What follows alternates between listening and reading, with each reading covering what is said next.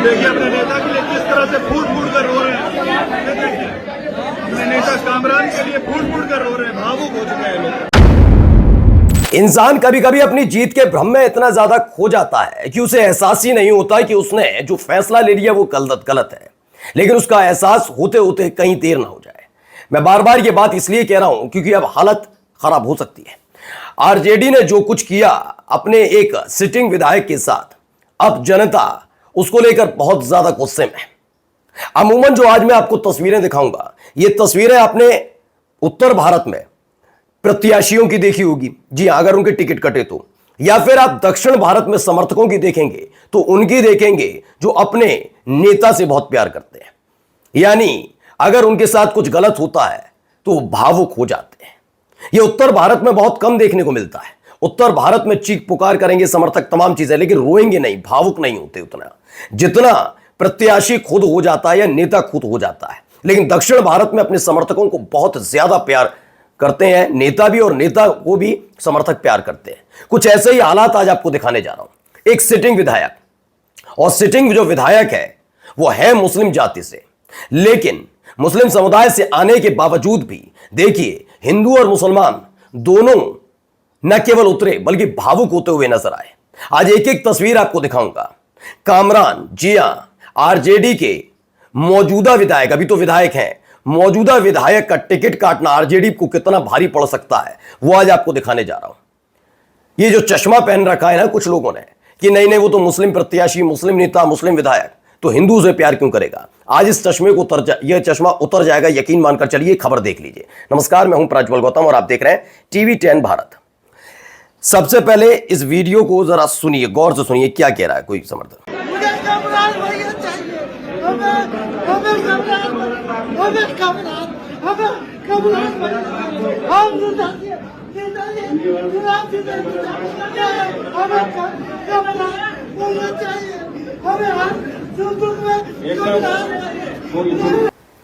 अब ये लड़का, आपने कहा कहेंगे कि आपको कैसे पता, हाथ में कलावा देख सकते हैं, कड़ा देख सकते हैं, तमाम चीजें। ये एक हिंदू व्यक्ति है जो उतर आता है और कहता है कि मुझे सिर्फ कामरान भैया चाहिए। कामरान कौन? आरजेडी के मौजूदा विधायक। इनका टिकट काटकर पूर्णिमा देवी को दे दिया गया, पूर्णिमा यादव को दिया गया। और पूर्णिमा यादव कौन है? जो एक वक्त में जेडीयू में थी, और जेडीयू में पिछला जो चुनाव हुआ था 2020 में बिहार में, तो जेडीयू से पूर्णिमा यादव कामरान के खिलाफ खड़ी हुई थी, जबकि कामरान 33,000 वोटों से जीते थे और पूर्णिमा यादव हानी थी। हाल ही में जेडीयू छोड़कर वो आरजेडी में शामिल होती हैं।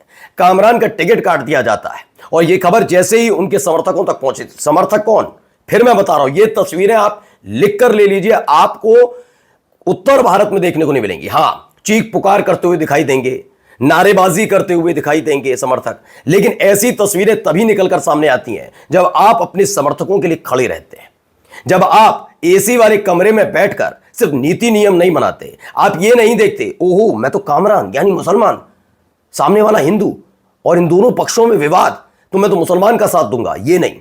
जब आप नीति नियम के साथ जनता को एक नजर और एक चश्मे से देखते हैं, तब ऐसा ही चाहे वो हिंदू हो या मुसलमान, वो आपको मोहब्बत करने के लिए उतर आता है।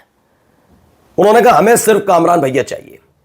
क्या निर्दलीय एक सीट हाथ से चली? क्योंकि हाल ही में हमने बहुत सारी खबरें देखी कि जो एनडीए के प्रत्याशियों का नामांकन रद्द हुआ था, इंडिया गठबंधन उस जगह मजबूत होता हुआ नजर आया। क्लियर बात, ये क्लियर है, क्योंकि सामने अगर तगड़ा प्रतिद्वंदी नहीं है तो उसके बाद तो जीत पक्की मानी जाती है। लेकिन क्या अपनी सीट, जीती जिताई सीट आरजेडी ये वाली हार गई है? गोविंदपुर सीट जो है वो हार गई। देखिए, गोविंदपुर की जनता का आंसू अपने विधायक के लिए, आवाज बुलंद करिए वरना नेस्तनाबूद हो जाएगा। कौम के लोगों को सोचने की जरूरत है। आपके नाम पर जो पार्टी में मुसलमान नेता पद लेकर बैठे हैं, वो कामरान साहब से कितना आवाज बुलंद किया, उनसे सवाल कीजिए। बिल्कुल लोग सवाल पूछ रहे हैं, और होना भी चाहिए। मैं फिर कहता हूं, दो तरीके से चुनाव लड़ा और जीता जाता है। एक तो पार्टी टिकट देती है और एक प्रत्याशी चुनाव लड़ता है। कभी कभी होता है कि प्रत्याशी को जनता नहीं देखती, वो पार्टी को देखती है। पार्टी को इस लिहाज से देखती है कि पार्टी का जो ऊपर बैठा हुआ व्यक्ति है उसकी विचारधारा क्या है। लेकिन कई जगह ऐसा भी होता है जहां पर पार्टी नहीं देखी जाती, पार्टी कोई हो, सिंबल कोई हो, लेकिन वो जानते हैं हमारे क्षेत्र में हमारा जो विधायक हो वो ऐसा होना चाहिए, प्रत्याशी को चुनाव कास्ट करते, मतलब वोट कास्ट करते हैं। तो यही कुछ हालात इस गोविंदपुर सीट पर बनते नजर आ रहे हैं। मैं फिर कह रहा हूं कि आरजेडी ने क्या बहुत बड़ी गलती कर ली, एक अपनी जीती जिताई सीट खो दी है क्या? क्योंकि जनता जिस दिन से कामरान की टिकट कटी है, आप देखिए लगातार इस तरह की तस्वीरें निकल कर आ रही हैं। नामांकन के वक्त जितनी बेतहाशा भीड़ कामरान के नामांकन के मौके पर नजर आई, बिना बुलाए, ऐसा नहीं बुला के लाए, क्योंकि आप अंदर तो जा नहीं पाएंगे, बिना बुलाए वहां भीड़ उमड़ी थी। उसने आरजेडी के नेताओं को सोचने पर मजबूर तो किया होगा। अब जरा सुनिए क्या कुछ कह रहे हैं, बयान सुनिए इनका। बताइए, कोई ऐसा चापाकल बता दीजिए जिसमें हिंदू हाथ डाले तो पानी गिरे, मुसलमान हाथ डाले तो पानी बंद हो जाए। ऐसा कोई चापाकल है तो बता दीजिए। ऐसा कोई अस्पताल है तो बता दीजिए जहाँ किसी एक धर्म का इलाज होता हो, दूसरे धर्म का लोग जाए तो उसको मना कर दे। ऐसा कोई अस्पताल है तो बता दीजिए। तो ये कामरान बोलते हुए नजर आए। उन्होंने क्या कहा, मोहम्मद कामरान साहब के इस भाषण को सुनिए। ऐसा हीरा नेता आरजेडी और राष्ट्रीय जनता दल को नहीं मिलेगा, लेकिन तेजस्वी यादव को तो दूसरे दल से भागकर आए हुए लोग जो हर चुनाव में अपना दल बदल लेते हैं, वैसे लोग पसंद है। गोविंदपुर की जनता कामरान साहब को दोबारा अपना विधायक चुनने के लिए तैयार है। मैं बार बार जो बात कह रहा हूं उसको थोड़ा ध्यान से सुनिए और समझिएगा। मैं ये नहीं कह रहा हूं कि गोविंदपुर की जनता सिर्फ मुसलमान जनता, मुस्लिम जनता नहीं। मैंने लड़का आपको दिखाई दिया, वो हिंदू लड़का अगर रो रहा है अपने विधायक के लिए, तो उसके आंखों पर चश्मा नहीं है कि वो जिसके गले लगकर रो रहा है, जिसकी डिमांड कर रहा है, वो एक मुस्लिम विधायक है। अगर यकीन मानकर चलिए कामरान ने ऐसे ही काम किया होता गोविंदपुर में विधायक रहते हुए, तो ये पूछते भी नहीं। और मैं खुद अपने आगे आकर कहता कि कामरान जैसे लोगों को टिकट नहीं देनी चाहिए, मैं कहता। लेकिन कामरान साहब का काम दिखा, लोगों को दिखा, और मैं सबूत के साथ, तस्वीरों के साथ आपके लिए सामने लेकर आया। क्या वाकई एक सीट, पहले तो सिटिंग साहब विधायक का टिकट काटने के लिए एक मजबूत वजह चाहिए होती है, क्या उस मजबूत वजह को नहीं पहचान पाए? क्या उसको नहीं समझा गया? और कामरान की टिकट इसलिए काट दी गई, पूर्णिमा यादव है वहां पर, सिर्फ यही वजह है क्या? चलिए आगे देखिए, कई अलग अलग जगह खबरों में छपी है, ये भी क्या कहना है, जरा इनको भी सुनिए। लेकिन जैसे ही जाने की सीट कांग्रेस के पास अल्पसंख्यक कोटे में आती है, तो एक षड्यंत्र रचा जाता है। और षड्यंत्र यह रचा जाता है कि यही के रहने वाले बड़े भाई मोहम्मद नौशाद साहब को सिंबल तो दिया जाता है, सिंबल देके फोटो खींचा जाता है, लेकिन लिस्ट जारी की जाती है, उस लिस्ट में उनका नाम नहीं डाला जाता, और उस फोटो को चलाया यह जाता है और बताया जाता है कि जैसे मशकूर उस्मानी कंट्रोवर्शियल था, उससे ज्यादा मोहम्मद नौशाद कंट्रोवर्शियल है। और उसके बाद मीडिया में सर्कुलेट कराया जाता है।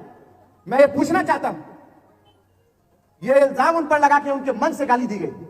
मैं आपसे पूछता हूं कि क्या वो मंच पे थे जब उनके मंच से किसी ने गाली दी? अब ये मकसूर उस्मानी साहब है, इन्होंने भी अपनी बात रखी। उन्होंने बताया कि उनका टिकट काट कर किसी और को दे दिया गया, वो निर्दलीय चुनाव लड़ेंगे। जाले बिहार विधानसभा चुनाव, मस्कूर भाई निर्दलीय चुनाव जीतेंगे, भले ही कांग्रेस का प्रत्याशी कितना भी षड्यंत्र रच ले, जाले की जनता भाई के साथ है, ये प्रोफेसर इलाहाबादी कहते हैं।